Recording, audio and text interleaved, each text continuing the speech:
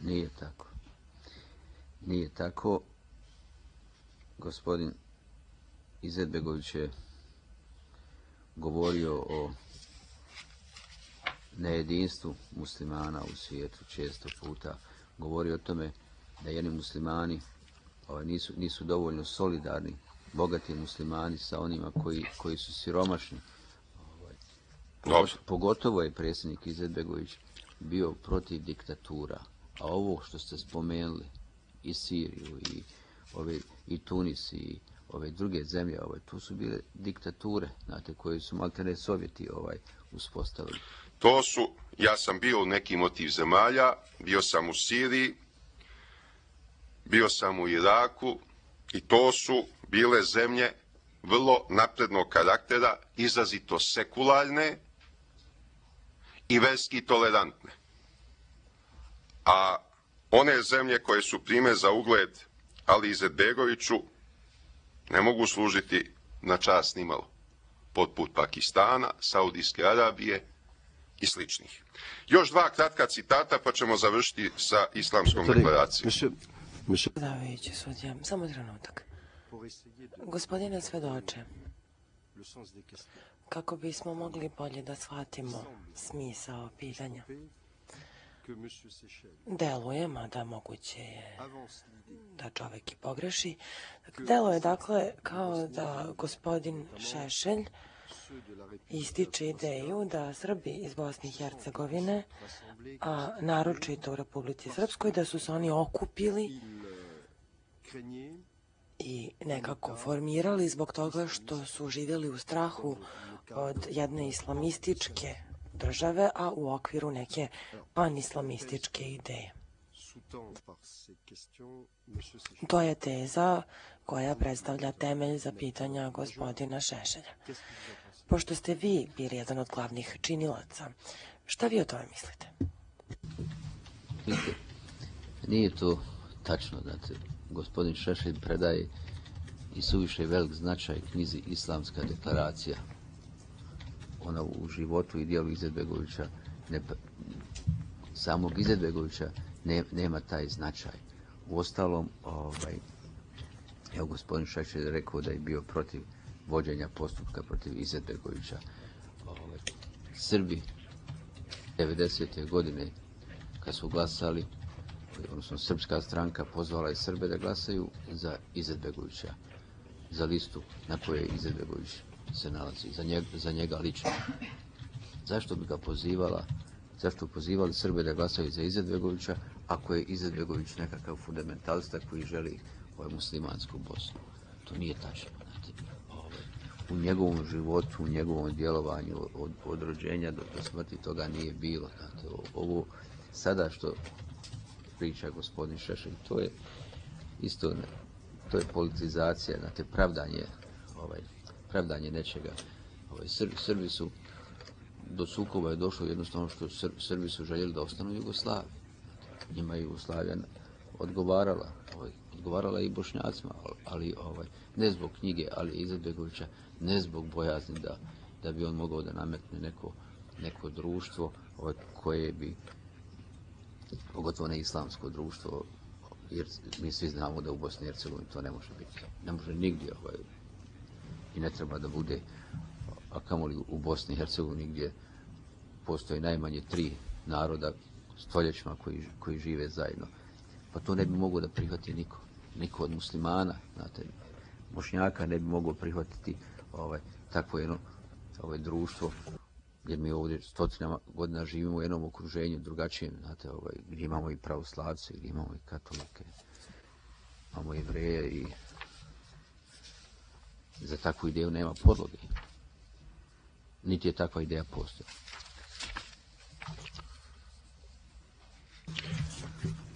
Gospodine Tihiću, verujem da ste čuli za to nekada. Jedan znameniti intelektualac je stao u odbranu slobode misli izvesnog čoveka koji mu je na tome zahvaljivao. A on mu se obratio sljedećim rečima. Gospodine, vi sve vrijeme govorite gluposti, ali ja ću se do posljednjeg daha boriti za vaše pravo da govorite gluposti. Nisam ja mislio da je Islamska deklaracija Alije Izetbegovića glupost. Ja sam smatrao da i u ono vrijeme da je to veoma ozbiljan tekst.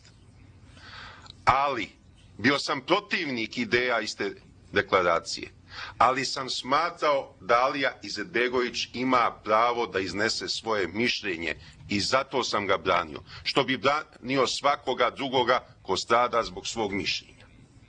Ali, kad se njegovo mišljenje inauguriše kroz politički pokret, kad postane konkretan politički cilj, onda vi morate shvatiti da postoje ljudi koji nisu pristali da u tome žive. Jugoslavija je bila sigurna kuća i za Srbe i za muslimane. Čak i skraćena Jugoslavija. Je li tako, gospodine Tihić? Nije tako kao što govorite. Nigdje u političkom djelovanju Ali Izetbegovića nije postavljen cilj nekakav koji stoji u Islamskoj deklaraciji. Niti u stranci demokratske akcije, ni bilo gdje drugo. Predsjednik Izetbegović svoje knjige je na jednoj strani držao političko djelovanje, politički program je bio na drugoj strani. Znate, to što je on nekada pisao, što je razmišljao, znate, pogotovo kad se ta razmišljanja vade iz nekog konteksta, ona dobijaju mogu dobiti nekakav smisao, iako neki drugačiji smisao nego što je Izetbegović htio. Iako i ovo što je gospodin Šešelj citirao, znate, sve se te stvari mogu tumačiti i suprotno u odnosu na ono kako ih tumači gospodin Šešelj. A kad je u pitanju opstanak Jugoslavije, mi smo Bošnjaci, naš interes bio da opstane Jugoslavija. Međutim, Jugoslaviju su formirali Srbi i Hrvati. Znate, i oni su je mogli jedino i očuvati. Bošnjaci tu nisu pitali puno. I mi smo učinili sve da ona ostane. Izetbegović je zajedno sa Gligorovom predlagao sporazum o stepenastoj federaciji i konfederaciji.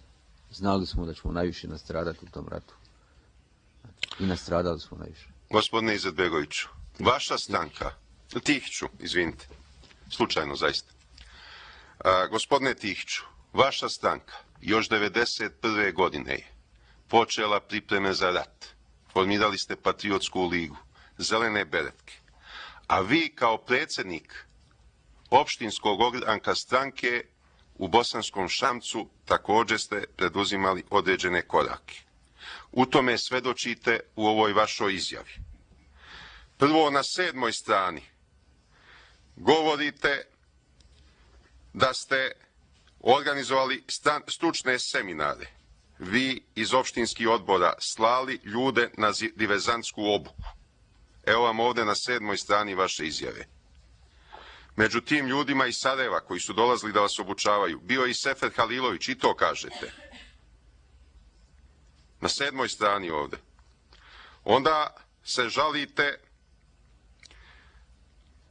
govorite da su bili veliki pritisci da se vi počnete naoružavati,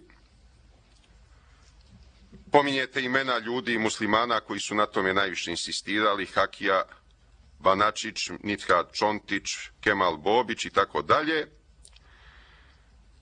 Ali kažete, oni konkretno ništa nisu učinili, nego su tražili da to neko drugi čini.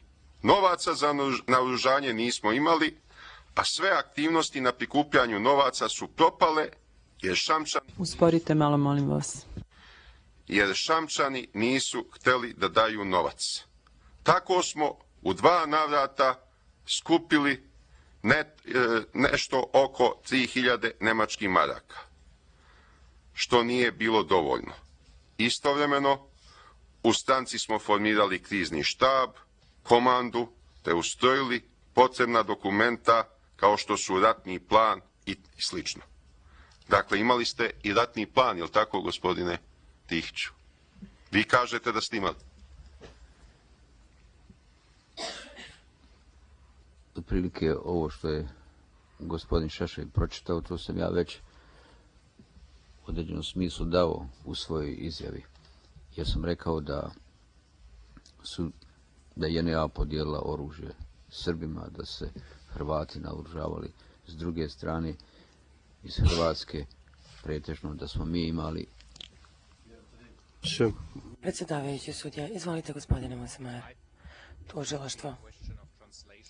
Možda je reč o prevodu, ali u verziji na engleskom koji ja imam, tu stoji da nije ratni plan, već vojni plan, što predstavlja razliku, ali možda je stvar u prevodu.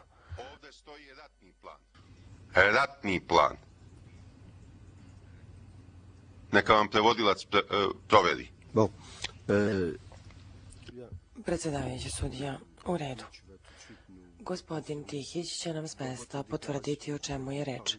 U svojoj izjavi da li ste vi pominjali ratni plan ili vojni plan? To nije nužno jedno te isto.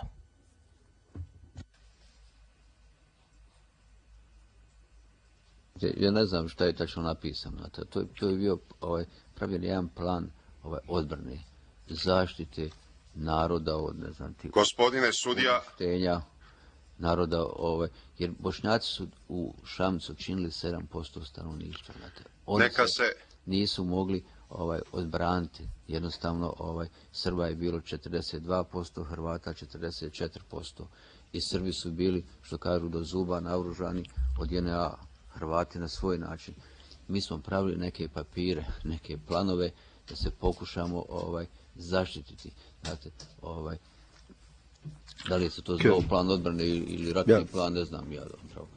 Gospodine predsjedavajući, bitna je suština. U samom gradu su u većini bili muslimani. U opštini ne, ali u samom gradu. Nije bilo ni jedno muslimansko selo, ali u gradu većinsko stanovništvo je muslimansko. Molim vas da se gospodinu Tihiću pokaže njegova izjava. Na sredini 7. strane stoji ratni plan. Ja verujem da se on ne može setiti. Ali kad to vidi, onda će potvrditi da je u pitanju ratni plan. Ako meni ne verujete. Jel mogu ja odgovoriti? Izvolite, da.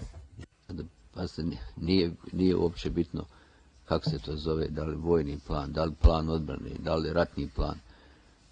Bitno je šta se tim planom želi. Znate, mi smo tu tim planom napravili nekakav spisak aktivnosti kako bi se mogli zaštititi ukoliko dođe do ratnog sukoba. Mi nismo u tom planu imali nikakve ofanzivne dejstva. Mi nismo u tom planu imali nikoga, da ćemo nekoga napasti, da ćemo mi nekog okupirati, da ćemo zauzeti, da ćemo nešto srušiti i tako dalje. Nego smo se nalazili jednostavno u takvom okruženju da smo morali nešto da radimo. Znate. I taj plan koji smo napravili nije nas mogao zaštiti, jer smo bili malobrojni. Nismo bili naoružani kao što su drugi bili naoružani. A što vam je trebalo 200 kila dinamita onda? Mogli ste cijeli Šamac dići u vazduh. Evo piše ovdje da ste nabavili 200 kila dinamita. Što vam je to trebalo, gospodine Tihiću? Ja sam rekao u svojoj izjavi da su neki ljudi iz Hrvatske donijeli taj dinamit. Taj dinamit je ostao tu. Jer je vojska na vreme intervenisala? Nije upotrebljen, znate, jednostavno niti je imao ko namjer da ga upotreblja, on su ga donijeli odnekle iz Hrvatske i to je stojalo tu i vojska kad je došla, ona je uzela. Jer vas je preduhitrila jedna, je li tako? To je bilo jedno mjesec dana tu, znate. Vi ovdje govorite sad kako ste imenovali Aliju Fitozovića za komandanta. Pa kažete da